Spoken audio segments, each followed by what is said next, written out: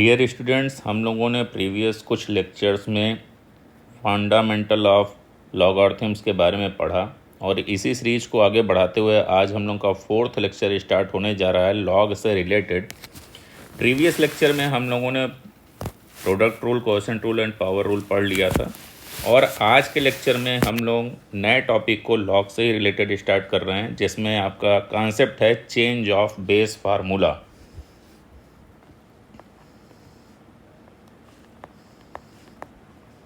Change of base formula.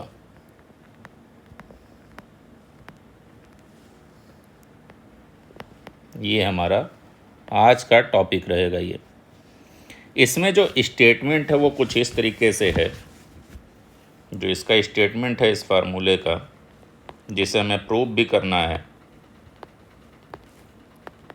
वो given है कि log m जिसका बेस a है वो इक्वल होगा log m base b into log b of base a। आखिर ये कैसे हो सकता है, इसको हमें प्रूव करना है। तो चलिए स्टार्ट करते हैं। इसकी जो प्रूविंग है उसके बारे में देखते हैं कि प्रूफ आखिर इसका कैसे होता है। ये सिंपल तरीका है, जैसे हम लोगों ने product rule, coefficient rule, power rule में अप्लाई किया था कि सबसे पहले जो भी LHS में आपको दिख रहा है उसको कंसिडर करेंगे, 1 बाई 1 तीनों को कंसिडर करना है। log m base a is equal to x consider कर लेंगे हम, and as it is log m base b को y कंसिडर करना है and log b of base a इसको z कंसिडर करना है। और ऐसा करते ही हम लोग क्या करते हैं, जैसे ही यहाँ से log रिमूव करेंगे तो जो a है a पर पावर x आ जाएगा और ये जो m है ये राइट साइड में चला जाता है। एज इट इज़ यहाँ पर b पर पावर y अगर आता है तो m राइट साइड चला जाएगा। एज इट इज़ a पर पावर z आएगा तो b राइट साइड चला जाएगा। ये करने के बाद अगर हम देखते हैं कि a power x is equal to m है, तो आप m की वैल्यू देखिए क्या है। m की वैल्यू क्या है, b पावर y। तो क्यों ना हम इस m की जगह b पावर y को पुट कर दें। और जैसे ही b पावर y को हम पुट करते हैं, नेक्स्ट लाइन में ध्यान दीजिएगा, इस b की वैल्यू देखिए, b की वैल्यू क्या है, a पावर z है, वो रख देते हैं b की जगह। a पावर z b की जगह रख दिया और पावर y था वो एज इट इज रहेगा। a power x is equal to, अब देखिए दोनों पावर आपस में मल्टीप्लाई हो जाएंगे, z इंटू वाई। तो यहाँ पर हमारे पास क्या आ रहा है, दोनों बेस देखिए, दोनों बेस a हैं, कैंसिल आउट हो जाएंगे। x इज इक्वल टू क्या आ गया आपका, z इंटू वाई, या y इंटू जेड आप राइट कर सकते हैं। ध्यान से देखा जाए तो y की वैल्यू ये रही और z की वैल्यू ये रही। इन दोनों को पुट कर देंगे और x की वैल्यू की जगह x की वैल्यू पुट कर देंगे। देखते हैं क्या आता है पुट करने पर। जब x की जगह x की वैल्यू पुट करेंगे हम, तो log m base a is equal to y की जो वैल्यू है log m base b into z की वैल्यू है log b ऑफ a। ये जो स्टेटमेंट था हमारा, यहाँ पर ये प्रूफ हुआ। तो ये कॉन्सेप्ट हमारा यहाँ से जनरेट होता है। इसके बाद इसी स्टेटमेंट के कुछ कोरोलरी फॉर्म हैं, यानी कुछ स्टेप्स हैं, जिसको हम लोग देख लेते हैं। यहाँ पर 1 बाई 1 इस स्टेप को समझते हैं कि आखिर वो स्टेप क्या है। चलिए शुरू करते हैं हम लोग।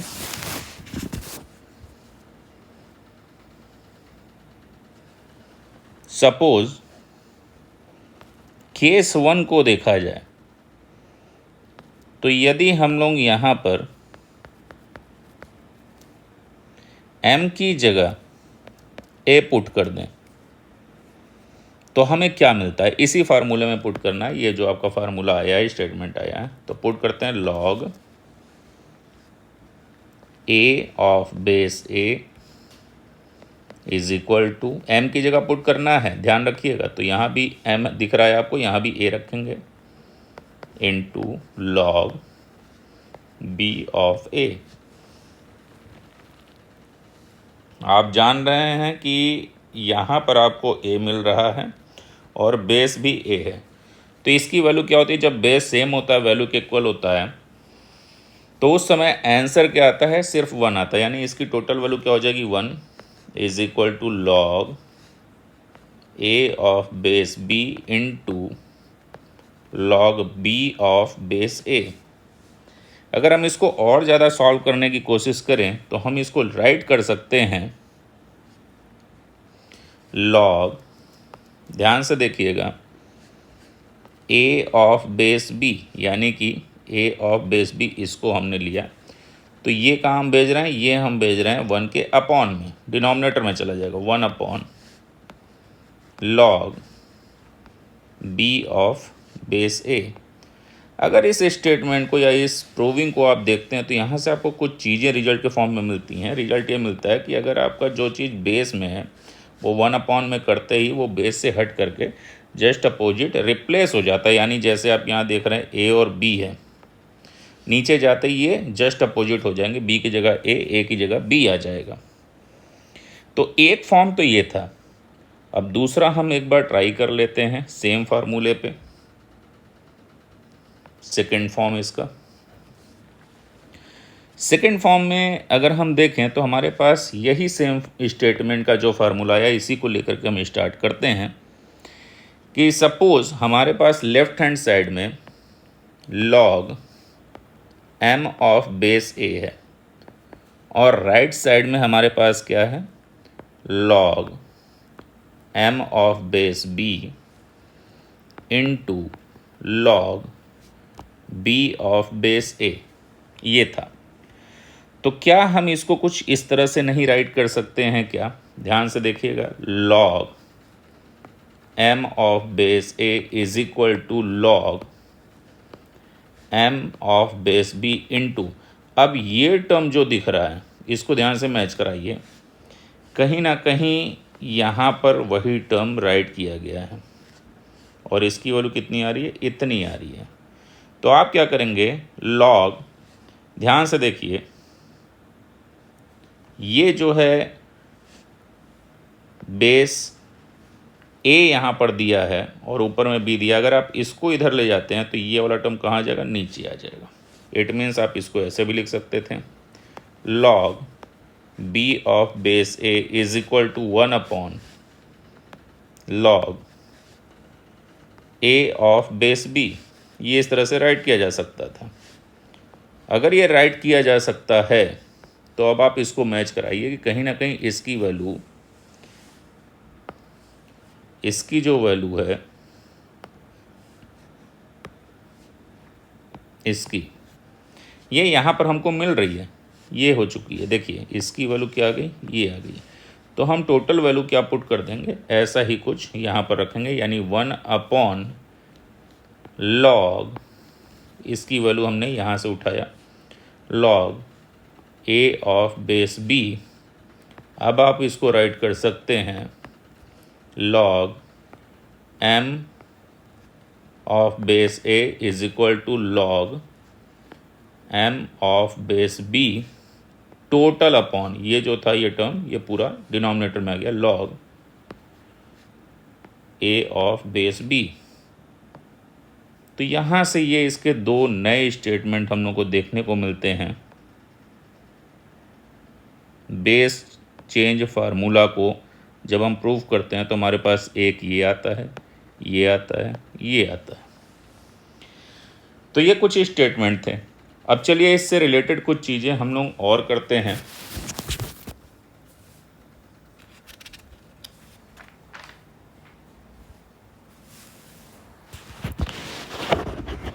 आगे बढ़ते हैं, कुछ रिमार्क्स टाइप के जो स्टेटमेंट हैं वो भी आपको देखने पड़ेंगे। जैसे कि स्टेटमेंट है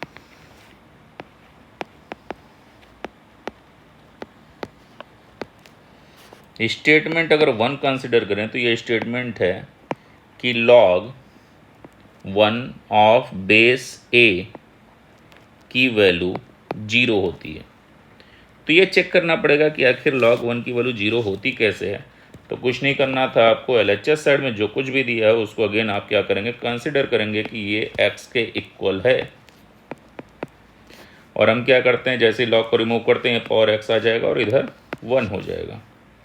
और ऐसा करते ही a power x is equal to 1 को भी लिखा जा सकता है a power 0। It means a से a कैंसिल हुआ क्योंकि दोनों बेस सेम है, तो x की वैल्यू क्या आ गई, 0 आ गई।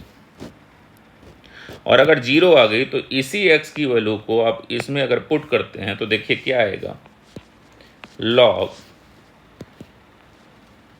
1 of base a is equal to 0। ये एज इट इज जो स्टेटमेंट था वो हमारा प्रूफ हो गया। ये स्टेटमेंट भी आपको लर्न कर लेना है। दूसरा स्टेटमेंट ये है, जनरली इसको लर्न करा दिया जाता है कि अगर हम log किसी नंबर की बात करें और वो नंबर कैसा हो, log of A number two the same base, और इस तरह के पार्ट को आप एक बार देख चुके हैं प्रीवियस में, ये यहाँ पर आपको दिखा दे रहे हैं सेम बेस वाला कॉन्सेप्ट। ये रहा, नंबर और बेस दोनों सेम है तो उसका आंसर कितना आ रहा है आप देख रहे हैं, 1 आ रहा है। तो बात इसी स्टेटमेंट की जा रही है कि किसी नंबर का आप log भी निकालेंगे, उस नंबर का बेस भी वो नंबर खुद ही हो, यानी कुछ ऐसा लिखा गया हो, यानी दैट इज जो पार्ट होगा वो कुछ इस तरह से होगा, log a और इसका बेस भी सेम रहेगा तो इसकी वैल्यू क्या आ जाएगी, 1 आ जाएगी। हम ये जानते हैं कि अगर हम यहाँ से log को रिमूव कर दें तो जो बेस होता है वो एज इट इज लिखा जाएगा और उस पर ये राइट साइड वाला क्या आ जाता है, पावर बन के आ जाता है यहाँ पर, और ये जो वैल्यू है वो इधर चली जाती है। तो ये स्टेटमेंट भी तो आपका ट्रू है, a power 1 is equal to क्या आना चाहिए, a आना चाहिए, वो आ भी रहा है। बट यहाँ पर एक कंडीशन है कि जो बेस a है, ध्यान रखिएगा, base a always will be 0 and is not equal to 1। ये भी ध्यान रखना, a की खुद की वैल्यू 0 से ग्रेटर होनी चाहिए और a की वैल्यू 1 नहीं भी होनी चाहिए, ये भी ध्यान रखिएगा। अब हम आगे बढ़ते हैं, कुछ मिसकंसेप्शंस हैं जिसको लोग क्वेश्चन करते हुए गलतियां कर देते हैं, तो ऐसे मिसकंसेप्शंस आपको क्लियर करने होंगे। सपोज ये एक तरह का स्टेटमेंट है जो आपके बहुत सारे कन्फ्यूजन को क्लियर करता है, उस स्टेटमेंट को समझिएगा। Suppose for positive value of, किसकी पॉजिटिव वैल्यू आप लेंगे ये समझना है हमें। For positive value of m हमने फार्मूले में यूज किया था, n यूज किया था, x यूज किया, y यूज किया, एंड इसके अलावा a यूज किया। तो यहाँ पर a जो था वो बेस था, इसकी वैल्यू कभी भी 0 से ग्रेटर होगी और 1 के इक्वल नहीं होगी। और यहाँ पे ये सभी m, n, x, y ये सभी क्या हैं, पॉजिटिव नंबर हैं या पॉजिटिव रियल नंबर कंसिडर कर सकते हैं। इनसे रिलेटेड कुछ स्टेटमेंट है, वो स्टेटमेंट क्या है देख लीजिए। सपोज अगर आपके पास log m प्लस n दिया है और m और n क्या हैं आपके पॉजिटिव रियल नंबर हैं जिनका बेस a है, तो उनको कभी भी जल्दबाजी में इस तरह से मत लिख दीजिएगा, वो कभी इसके बराबर नहीं होंगे।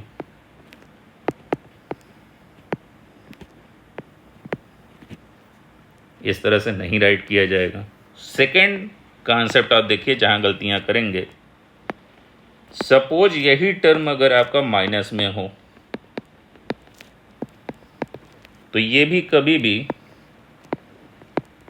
log m minus log n नहीं होगा, और ये स्टेटमेंट भी है, ध्यान रखिएगा। और इस केस में जब x और y दोनों इक्वल ना हो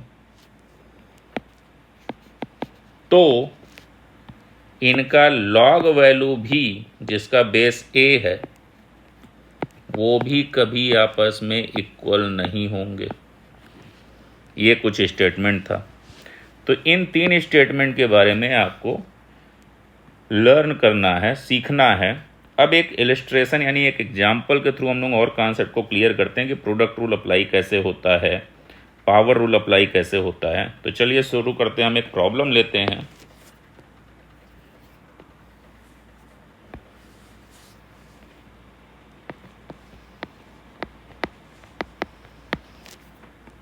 प्रॉब्लम कुछ ऐसा है कि हमें LHS is equal to RHS prove करना है, सो दैट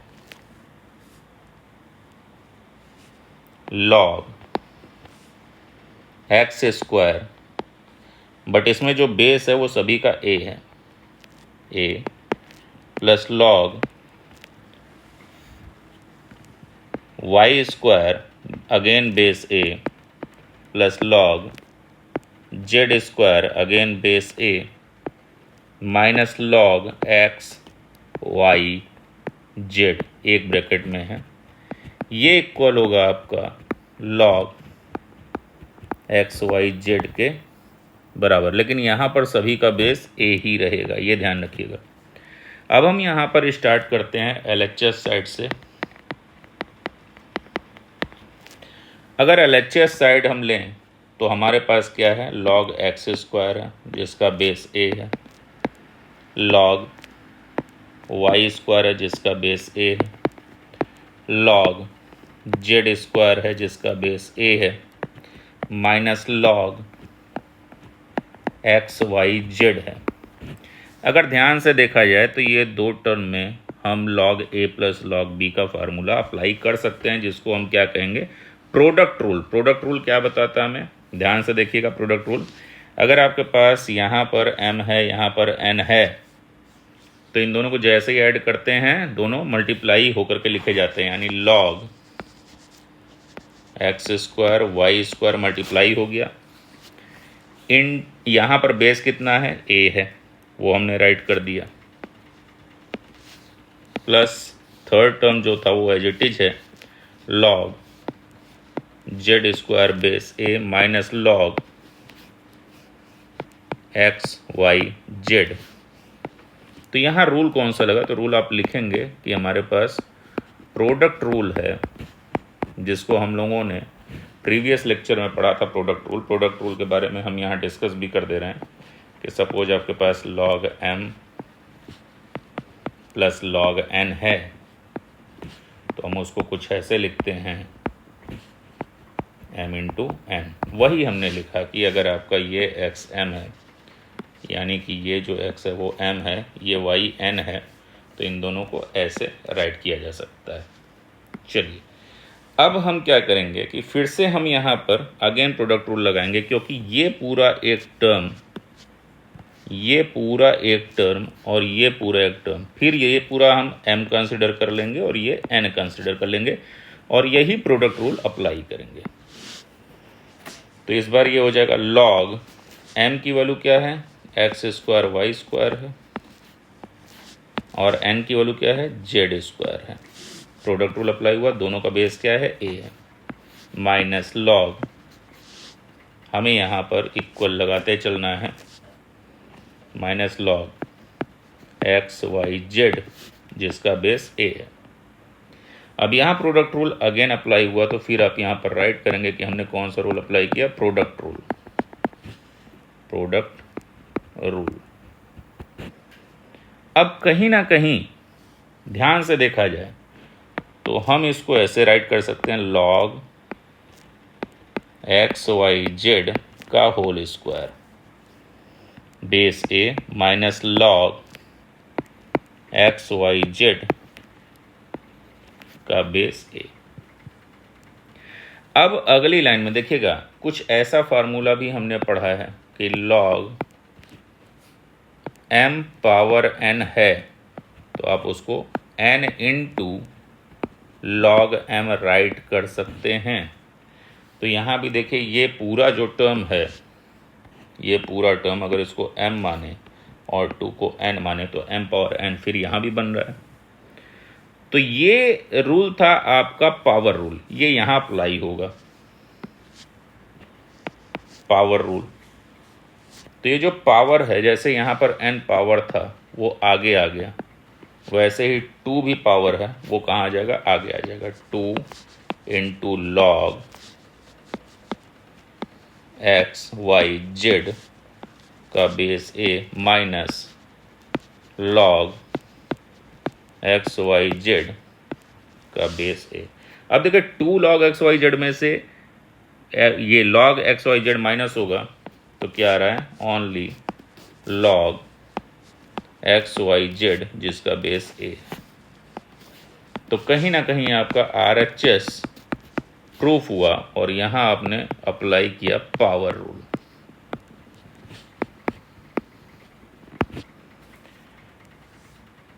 तो डियर स्टूडेंट्स, हम लोगों ने change of base, few statements and उस पर रिलेटेड कुछ क्वेश्चंस जो प्रीवियस लेक्चर में हमने पढ़ा था, power rule, quotient rule, product rule, उससे रिलेटेड एक इलस्ट्रेशन हमने पढ़ा।